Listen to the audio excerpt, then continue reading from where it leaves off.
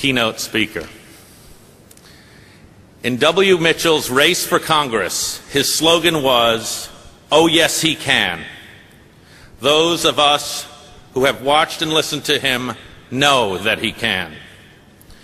In Crested Butte, Colorado, he earned worldwide recognition as the mayor who saved a mountain. Mitchell is the author of "It's Not What Happens to You, It's What You Do About It," and he's also a commercial pilot and a whitewater rafter. You could say that he has done it all. This internationally recognized expert on change likes just to be called Mitchell. The public television host has been inducted into the Speakers Hall of Fame and has received the speaking profession's highest award, the Council of Peers Award for Excellence. He shares his powerful message about taking responsibility for change with audiences around the globe. And now there is someone else who has a few things he would like to say.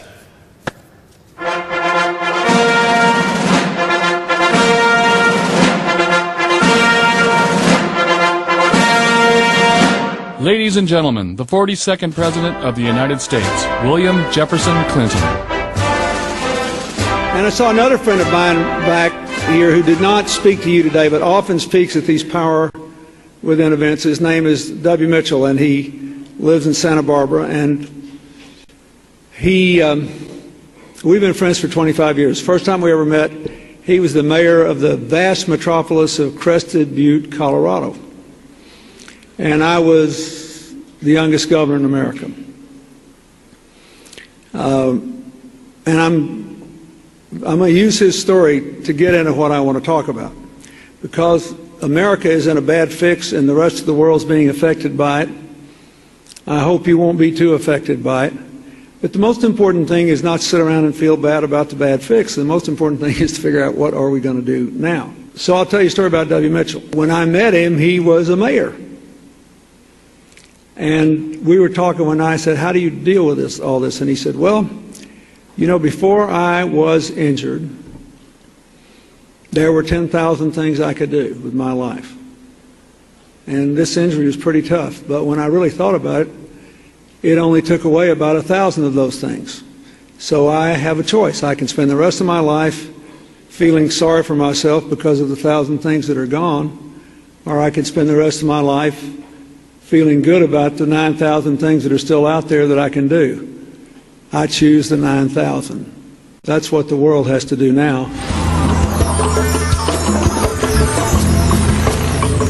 At 28, W. Mitchell had just made it out of the Marines and landed a good job as a grip man running cable cars through the majestic hills of San Francisco.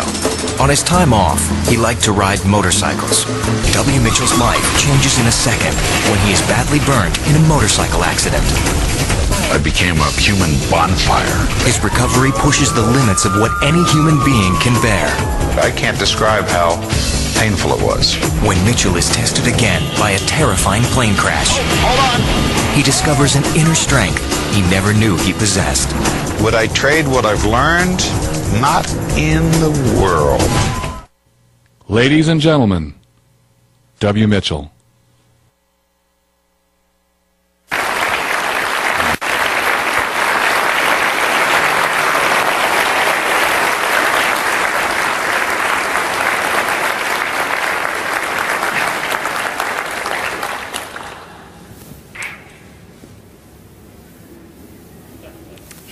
Anyone can count the seeds in an apple. And no one can count the apples in a seed. Normally, when I speak to adults, I have a different opening. I ask people a question about adversity and difficulty, and I save this one for kids. I save this one for students. But then, after talking to Bob, he let me call him Bob. First he made me call him Mr. President. Then doctor, professor, but finally let me call him Bob. after talking to Bob, I realized I've probably never talked to a bigger group of students, a bigger group of seed planters, of people who don't know how many apples are in a seed, but are searching for the answer. Because a lot of what you do is going to make a difference in a lot of people's lives that you'll never meet, never know. And yet here you are.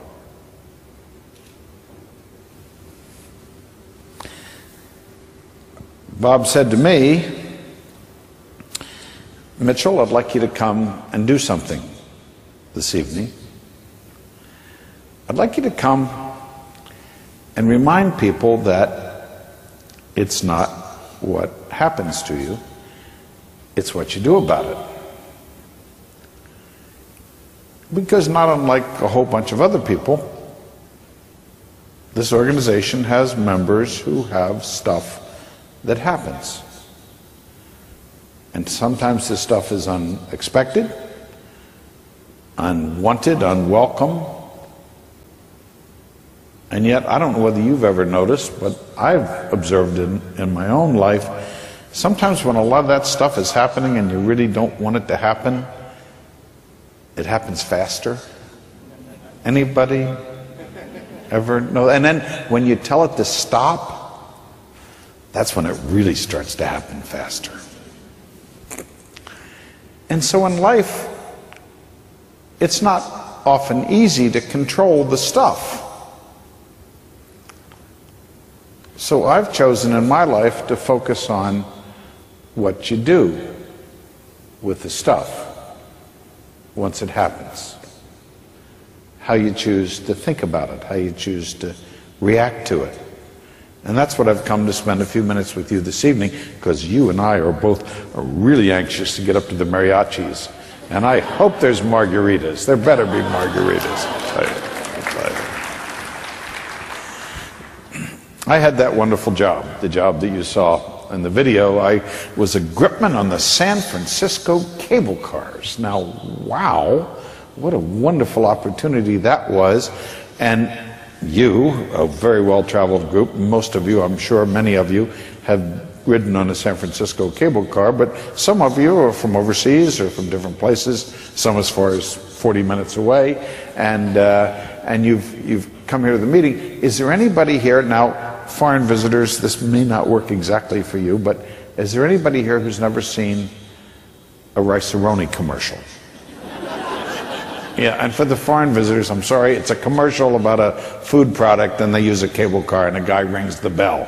And so that was my job, ringing the bell, and I pretty much did what you do. Now I'm getting some funny looks. Now people are saying, wait a second, Mitchell, you had us for a few minutes there, but now we're starting to wonder, you don't look smart enough to do what we do, Mitchell. Yeah, this is probably the only audience I've ever spoken to where everybody in the room is smarter than me. It's a little embarrassing, but that's okay. That's okay. We're all smart in different ways. That's okay. But you see, my job was what your job is. My job was to be of service to other people, to help other people. Now you're helping animals, you're using animals in research, and I was fascinated. Why did the name go away? Well, sorry, my friend who I talked to out in the hallway. Oh, okay, it'll come to me. You know who you are, and you told me something really wonderful about this organization. I was looking and I was asking you questions and I was talking to you and asking all of you lots of, tell me about it and what's important about it and why is it necessary. And he told me the name of this organization when it was founded in 1963. And he told me it was the Animal Care Panel. said it all. Said it all about what you're about, who you are, what you truly care about. And I love that understanding that I got from that very description. But you see, if we choose as a motivator, maybe some of you know his name, Zig Ziglar, famous American motivator, and Zig said something that's timeless, priceless. He said, you can have anything you want in life if you just help other people get what they want first. To be of service to other people. To help other people. I think that's what we're all about. And if that's our focus, then I think the rest follows rather easily. So I loved my job on the cable cars, and with a buddy of mine, we'd served in the Marine Corps together, we took some time off, he from law school, me from my cable car job and going to school at San Francisco State University.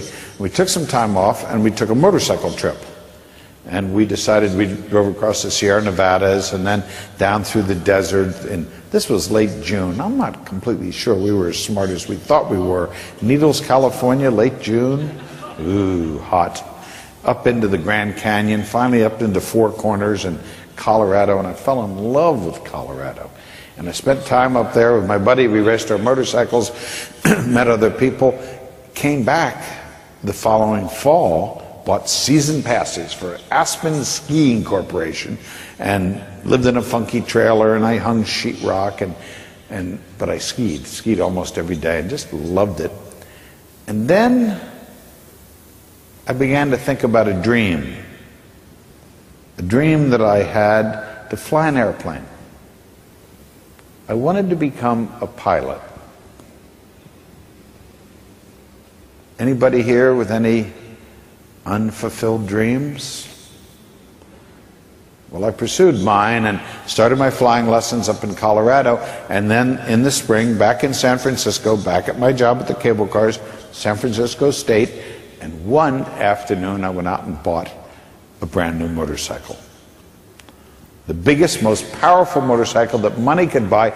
Very next morning on the bike across the Oakland, San Francisco Bay Bridge, I met a friend from here a little while ago, to Hayward, where I got in an airplane, and for the first time in my life, I soloed. Flew the plane by myself, nobody else in it, nobody there to tell me what to do, nobody there in case I made a mistake. Anybody in this room remember their first solo? Now, because of the lights, I can't really see hands, but it would be impossible for a group this big not to have a pilot or two or three in the room, and we have a special bond. But how about the rest of you? What solo are you remembering right now? Oh, when I talk to little kids, I get a hand almost immediately. There's, Mr. Mitchell, I remember the first time I danced in front of my class. And I remember when I rode a bike for the first time. A lot of us in this room, Bob, are a little too old to remember when we rode a bike for the first time, but how about when we drove a car for the first time? I went in a little session a little while ago, and there were a bunch of guys with DVM after their name. When you, women and men, received that degree, what did that feel like? It's interesting. I was thinking about this earlier. I had a wonderful pediatrician when I was a child, just a terrific guy. I don't remember his name. But I remember Dr. Manghetti's name. He was our vet.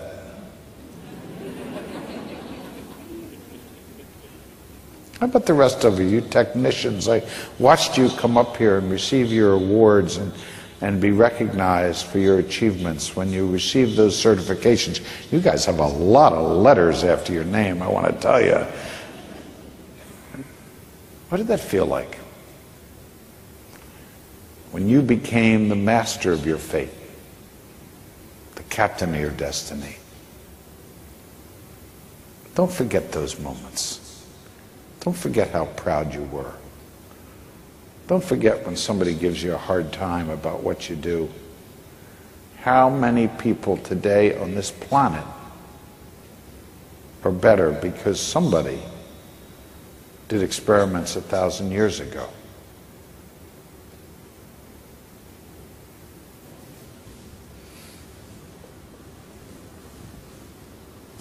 That afternoon, driving my brand new motorcycle to my job on the cable cars at the intersection in San Francisco, 26th and South Van Ness, for those who are from the Bay Area, I must have been thinking about the airplane ride. What a moment in somebody's life. I had to be thinking about skiing, Colorado, Ruthie's Run, Ajax Mountain. Wow. Everything but the laundry truck that ran through the stop sign, smashed into the bike, knocked it to the ground. But even then, the fractured elbow and the cracked pelvis, those aren't injuries that are going to end somebody's life. But in that split second, a split second that changed my life forever, the gas cap popped open and outpoured 2.5 gallons of gasoline all over me, and the heat of the engine ignited it. I became a human bonfire. Told by witnesses at the scene that day, later they told me, frozen in fear, horrified, terrified. But one person, a car salesman working in a dealership on the corner that day, tore a fire extinguisher from a wall and rushed out into this, didn't wait for permission, didn't go find the instruction book. I bet he didn't even stop to check the daily paper, to check his horoscope, to make sure it was an advantageous time to do something like that. The power of one. The power of one taking action now made all the difference that day. And I see the power of one multiplied in this convention hall today. And I think about you. Now, this is not one of the greatest hardships in your life to come to San Diego for this kind of weather and this great meeting, but you're not at the beach right now, I've noticed. You're not at a bar somewhere. You're not shopping. Woody Allen says 80% of success is showing up. I like this job of mine because I get to talk to the people who show up. I get to talk to the people who choose to take action now. Marshall McLuhan, the Canadian professor, University of Toronto, said, "There are no passengers on Spaceship Earth. We are all crew." When Betty and Ann talked to me on the phone at that conference call a few weeks ago, they said, "Mitchell, you're going to get to talk to the people who are not just along for the ride. You're going to get to talk to the people who have their oar in the water."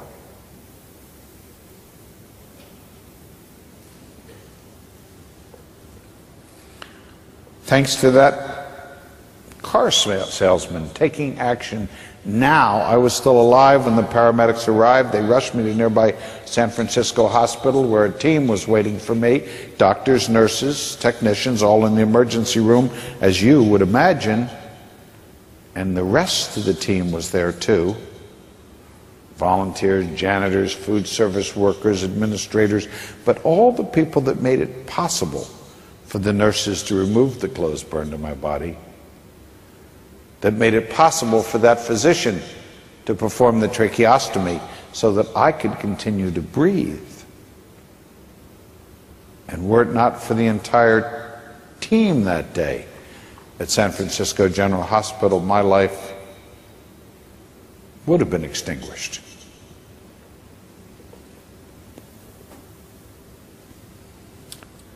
Two weeks went by before I started to come to, before I started to wake up, before I'd started to realize what had happened to me. And by then the doctors and nurses had decided, maybe I might live after all. But I had to ask myself the question, live for what? Fingers gone, face gone, 65% of my body horribly burned. What future could there be for somebody like me? The procedures never stopped, round the clock, 24 hours a day, 7 days a week, always somebody coming in the room. Whirlpool therapy, debriding, respiratory care, 15 surgeries, 10, 12 blood transfusions. It never, ever stopped. 2 a.m., 2 p.m., it didn't matter. And on top of everything else, San Francisco General Hospital was a teaching hospital. The interns loved me. I was their guinea pig. They had never seen a mess as big as me. They were fascinated. Finally got to a place I couldn't take it anymore. I was never getting enough sleep. Literally not more than 30 minutes between visits from somebody to do something for me. And I finally got to a place I couldn't take it anymore. I literally couldn't take it. And I remember one day, one of my angel-like nurses, I had two nurses in particular, June Fulbright and Nulan Shaw, who were just remarkable, amazing. And I remember June came in one afternoon and, Mitchell, what's wrong? What's going on? I said, I'm okay. And she said, no, you're not. What's going on? Finally, she called the chief of staff. He came by my room a little bit later and stuck his head in the door. Mitchell, what do you need? What can we do for you? I guess I had one last happy face left, because I remember looking up at him, and instead of telling him what I was really feeling, I said, Doctor, do you think I could just have a day off? Just a break. Does anybody in this room ever feel that way? Chris is now giving me a dirty look. Chris is now upset with me. Chris said, you were doing great right up until that moment, Mitchell. Chris said, I talked to you, Mitchell. I told you about this group. This group, you generally work, what, about 10 to 3 every day? Is that what you told me, Chris? Something like that. 10 to 3, about 4 days a week, sometimes 3 days a week. Your golf games are superb, and I better get my notes out again, Chris. I think I might have missed... 3 a.m. to 10 p.m. I'm sorry, I got that. I apologize. I'm always fascinated to watch people. I was listening to some of the people who received awards saying this person couldn't be there because they need to be back continuing the work that we're doing together. This person couldn't be there because they have responsibilities and obligations they're taking care of right now. It's, again, fascinating to see people who've chosen in life not to take the easy way. That great expression that you hear people saying, take it easy, take it easy. Is there anybody sitting in this room today because they took it easy? Easy doesn't do it. Easy doesn't get you what you want to do. The doctor did something amazing. He pulled up a chair, sat down by my bed, asked for my charts. He looked at me and he said, Mitchell, we're not going to kill you trying to save you. Only you know how much you can tolerate. We can't even imagine what you're going through. But as of right now, something in your care is going to change. As of right now, I'm putting you in charge of you. Nothing from now on is going to happen in this hospital that you don't want to have happen. You're going to call the shots. If you don't want something to happen, we won't do it. And what I want to do is go through everything in your 24-hour routine. You tell me what you want changed. You tell me what you want stopped. I'll write the orders right now. There'll be no argument, no disagreement from me. And we went through all the procedures, and at the end of the doctor's visit, we found a couple things that we could do every 4 hours instead of every 3. We even found a couple things we could discontinue, stop completely, probably weren't necessary anymore. They were only being done once a day. So at the end of the doctor's visit, very little in my routine had changed, but my whole life had changed. You see, in that moment, for the first time in my life, I realized it was my choice. It was up to me. For the first time in W. Mitchell's life, Mitchell took responsibility for Mitchell. And I use that word advisedly. The word we hear it all our lifetime. You're responsible for the mess in your room. You're responsible for your homework not being done. You're responsible for the paper not being fulfilled. Or you didn't pick me up on time, and now we're all going to be late. It's all your fault. And we put fault and blame and guilt so often with that word responsibility that I think we don't realize another, and I think better definition of it. Stephen Covey used it in 7 Habits of Highly Effective People.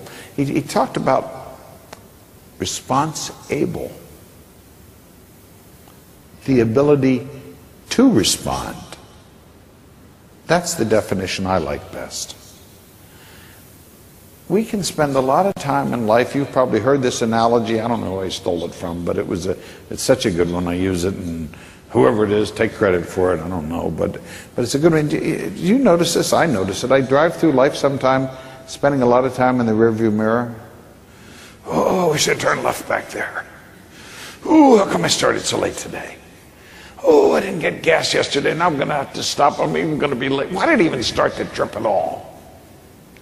Anybody else do that, or is that just me? You see, I would like to change yesterday.